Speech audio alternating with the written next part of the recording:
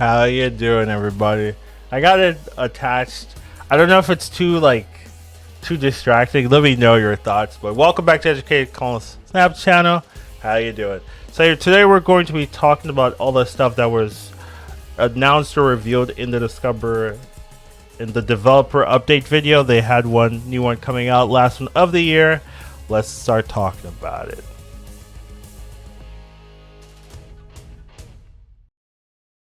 All right, so first thing we're going to be talking about is there is the confirmation that Firestar will not be in December. It was not in the announcements at all. They've kind of removed her completely, so just seems like whatever issues they're dealing with will not be solved in all of December. So just we're not going to be seeing Firestar. A lot of you already know that, but just a confirmation here. Next thing we do want to talk about is the variants. So they showcased some variants. Here's a look at all of them here. So these are the, I believe, Midnight Sun variants. So something interesting they're going to be doing with these set of variants is there's going to be a Hellfire Gala takeover. It's 1 day only, so they will be in the variant shop that you can purchase for 1 day. That's December 11th. So if you do want any of those variants that we just went through, right, here's a list of them again. You basically have 1 day to pick them up in the variant shop. If you don't get them, then you are mostly out of luck. That's usually how they sell their skins. So that's something you want to be aware of. If you like any of them, you want to purchase them. Next thing we will be talking about is that there were some changes in some cars that weren't really focused on. I do think it's very likely that these are just test builds and they're not something that's going to go out in the future, but it's cool to be aware of them. First, there were two that I noticed, right? Elsa being a 2-3, which, you know, I don't think Elsa needs a buff, but it's kind of whatever. But yeah, that's one of them. The other one was Ravonna also having 3 base power. So these are very likely test builds, but this is something they might be looking into buffing, seeing if it feels balanced or not. So just something to keep in mind. This is not something to be really focused on. Next thing we are going to be talking about something to be focused on is we do have card adjustments. So Havok, which was initially a 2-1, now is a 2-0. And also, it used to be after each turn, you would lose 1 max energy, and then they would gain 3 power. Now you're gaining 4 power. So this is basically, it's a buff, right? For almost every situation, it would be a buff. It's a nerf if you get like Shadow Kinged, I guess. But other than that, really, it's pretty much a buff. So Havok's in a weird place, right? A lot of people don't really like that it stops your max mana and just locks you into a turn you play it. We've got some more confirmation how it works in that when you do play it on 2, you're going to have 2 mana for the rest of the game. So that is something to be aware of if you are interested in trying this card. If you do play it on 2, it's going to end up being, what, 20 power? Something like that, right? So there is a payoff, right? Like, it's not like you play this, you lose the game, but it is a heavy price to pay for the power that is required. So there's definitely some combos, right? This does make giving it to your opponent a little bit more enticing. So, you know, you could do something very playable as you play Ravonna on 2 and you can go Havok since it's going to be 1 mana, and then Viper. So you can just go Havok Viper on 3 and just give them a Havok to deal with for the rest of the game. So there's definitely some combos here. It's an interesting card. I do wonder if people are going to be playing it that way, or people are just going to play it normally. So that's card adjustment, something you should be aware of. Next thing we are talking about is the new locations. So they reveal locations from time to time. Here we've got 2 locations. White Power Cup, the highest card in your hand, just like White Queen or Emma Snow or whatever. And then we have Castle Blackstone, which the winning player here gets +1 energy every turn. This one does seem a little unbalanced in that it's very heavily prioritized. You want to be winning that location. So I do wonder what people are going to think about that location in particular. White Palace, I think, is a very ordinary kind of location, even though giving your highest card is pretty good. Do you think the Blackstone is something that people will be more concerned about? And then we also have auto build deck. So that's some new feature coming out where Secretary will build your deck for you. In the example, they gave a blank deck, a destroy deck. Destroy is the most popular deck right now, so maybe that's why they were doing that. But yeah, it's definitely going to be interesting what Second Dinner's like AI or whatever they're using to make their decks, what it's going to decide to be the autofill deck, week by week or anything like that. But yeah, that's a new feature coming out where they'll be able to fill the empty slots in your decks with their own cards. So if you don't like building decks, why are you here, right? But for those players, right, they might find some happiness with that feature.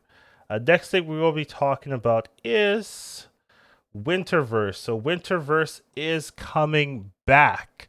So Winterverse was the December event essentially where you were able to get new custom variants and also login rewards. So these are the variants that were available. Some people, if you were playing last year, have some of these variants. These are not new variants coming out. These are the same variants that we were able to get last year. But now if you're missing some, you can get the rest of them. And if you're a new player or didn't play during this event, you can get all these events. Now, I don't necessarily know how they're distributing these variants. So what it was last year was that you would open up a spotlight cache, and then there was a chance you would get the variants into spotlight caches. So they might do something like that again. They might also just add it into the login rewards. So these are last year's login rewards. These are not the login rewards we're going to be having probably, but this is just an example of what they were doing last year. And then you can kind of compare and contrast. We had this Nick Fury signed variant, which is pretty cool for the people that like that particular kind of card. So definitely some interesting things. You could see Nick Fury was a 5-drop back then. Things have changed. So definitely interesting, right? It's cool. We're definitely having login rewards. I feel like that's something that's underutilized in Marvel Snap. So nice to see that coming back. And then we will see what they do in terms of how they're distributing these variants this time, if it's going to be through the login rewards or through opening spotlight or anything like that. So moving on, next thing we do want to talk about is there are new emotes coming to the game. So that's pretty cool. These are not all of them, but these are just the ones that were in one screen that I could take a screenshot of and be like, hey, look at these. So they definitely have a large amount of emotes that they have been working on and they're happy with. So they're finally ready to reveal them, and they look cool. They look interesting. I'm definitely sure some people are very excited to have some of these emotes in their collection. However, when it comes to actually acquiring these emotes, it seems like you're going to be needing this new feature called albums. So albums are just completed or mostly completed variant sets, and they give you exclusive rewards. So those include the new emotes. So it's just a new way of selling variants, I guess, or having a collection of variants. You're going to need a large collection of specific variants or variants in particular. It doesn't seem like you can currently just buy emotes, which is like the normal thing. It seems like they want you to be thinking about completing variant collections. So here I have I don't remember exactly whose set of variants they are, but someone who loves these. I could definitely look. Archem, yeah. So these are Archem's variants. So I'm assuming you're going to be needing to collect like a couple of these. I don't think it's reasonable that they expect people to have all Archem variants or anything like that, but you probably just want to have like a collection of them.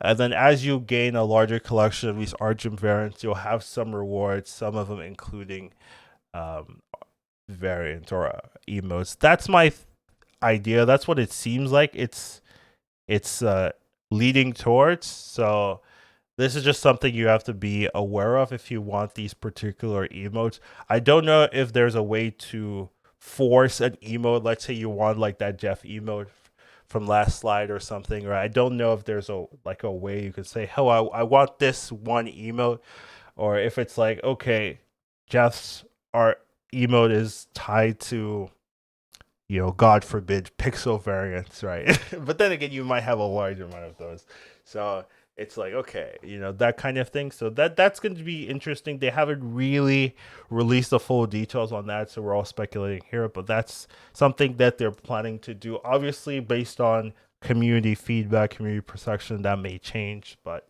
that's what it looks like from reading the information we've been given so far.